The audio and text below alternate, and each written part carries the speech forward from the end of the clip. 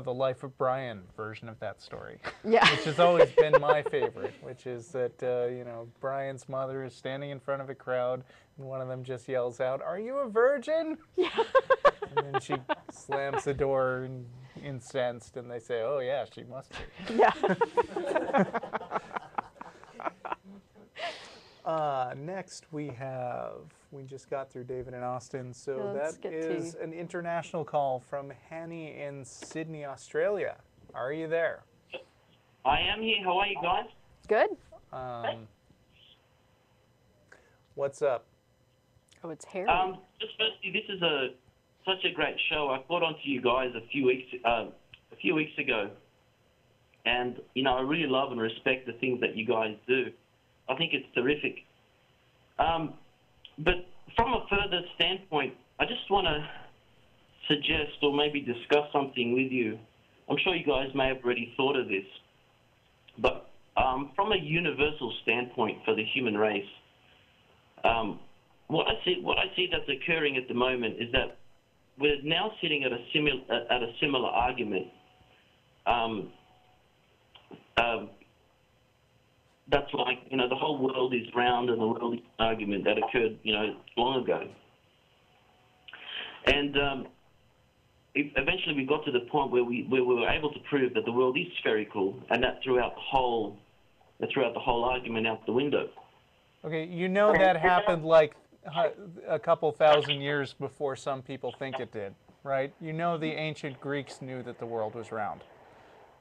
Yeah, there were ways to prove it. You know, using the measurement of shadows and how shadows lengthen across a round surface as opposed to a flat surface. Mm-hmm. Have you heard? Okay. But besides that, anyway, I just want to talk about the standpoint of where the show is in particular, like the atheist experience and the position that it asserts. And the level of the playing field that I'm right and you're wrong level. I'm an atheist myself, and a lot of the stuff that you guys talk about and mention and discuss is very close to the way I see it as well. And you guys stand for something. You stand for truth. You stand to uncover a lot of the bullshit that's occurring across the entire planet. Well, we like to try. Thank you.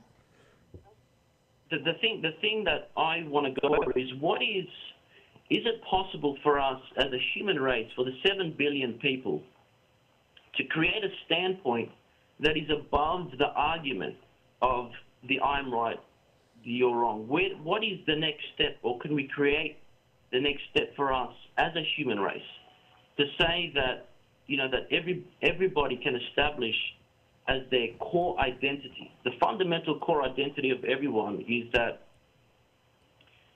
our identities are searching to identify the identity. Does that make sense? No. Is that we're trying to find our place in this universe.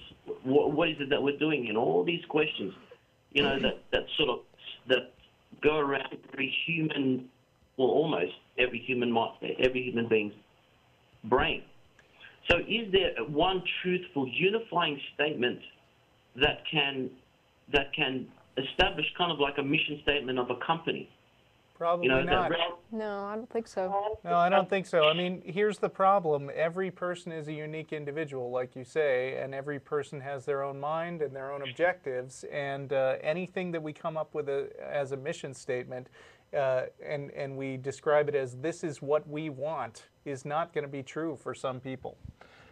You know, there are broad guidelines and rules that we can come up with that help all these different people live together, mostly without killing each other, we hope. Yeah. But you're never going to come up with some kind of universal statement of value that encompasses everyone's interests. Okay, so if we take, for example, a company like IBM. Okay. IBM has 400,000 employees working for the company. Right. The company has to establish for itself like a core mission statement. You know, that's something that it stands for innovation. It stands for the betterment of its product or whatever it is. So Sure, that universal but what statement. you're missing here is that participation in IBM is voluntary. I Yeah. mean, you know, IBM decides that their mission statement is something that is what the founders actually want, or the current CEO and the board of directors that guide the vision for IBM. But anybody who is working there can decide that they are interested in furthering that goal or not, or they're interested in pretending that they want to further that goal to the extent that it can help them pull a steady paycheck, which is not a small thing in this economy. Yeah. But I mean, IBM doesn't get to make up a mission statement for everybody on Earth. I understand that, but is it? So how is it? If unification is, how can the human race unite on this Well, core level? If there is a division, this is the thing.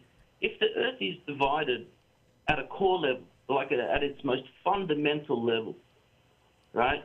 How is the unification going to occur without this? If there's groups of people saying that they believe in Allah, and this group of people are saying they believe in Jesus Christ, and all this is going, which in a sense affects choices and affects the actions that people take. Like this young Muslim girl can't marry this young Christian boy, or they can, but they're going to face a lot of problems. Well, let me ask you something. At their core level, which religion let me ask you seeks something. to answer. Why do you think that some kind of unification is desirable, and what do you mean by that? If you're watching, hang on. If you're watching over the internet right now, could you cut off your feed of the show so that we can not get feedback from ourselves on the air? Yeah. I'm not watching on the internet. I'm not. Okay. Okay, you might need to put a pair of headphones on, but I guess it's a little late for that. Yeah. So anyway, Yeah. sorry to interrupt. So my question was, what do you mean by unification, and why do you think that's a good thing? Because I think that in unification, a greater power can be formed. Like to do what?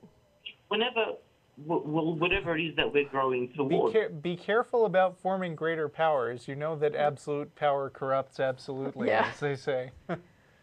I'm not sure that everybody joining together to decide what's right for all future generations is really something desirable that we ought to work towards at all. I mean, I would be happy if we get to a point where more people understand that we create our own meaning in life, and we have the intrinsic value and worth as human beings that we attribute to ourselves, and that they don't look for some external power to do that for us.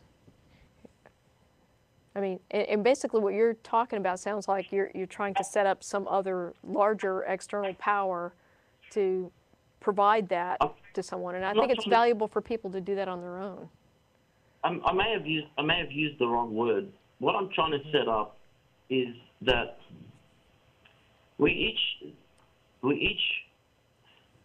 every human being has this awareness that seems to recognize the consciousness. Like I know that I am, and my identity is trying to figure out what is this identity that I have. And I think this is like the fundamental point of everything that humans do. That I can say, I could be wrong about this, of course, but the atheist experience for finding the truth, and essentially, and religions kind of stand for they stand for what they think is the truth, but they've sort of gone in some wrong direction. But fundamentally, at the core of us is that we're all trying to find out more, and we are evolving. I mean, if we had evolved from cells billions of years ago, when the Earth, if that is the accepted truth of what we are, then clearly we're evolving towards something. We're growing towards something. I mean, I've got 5 senses now. I didn't have 5 senses. There's no evidence that we're growing toward anything.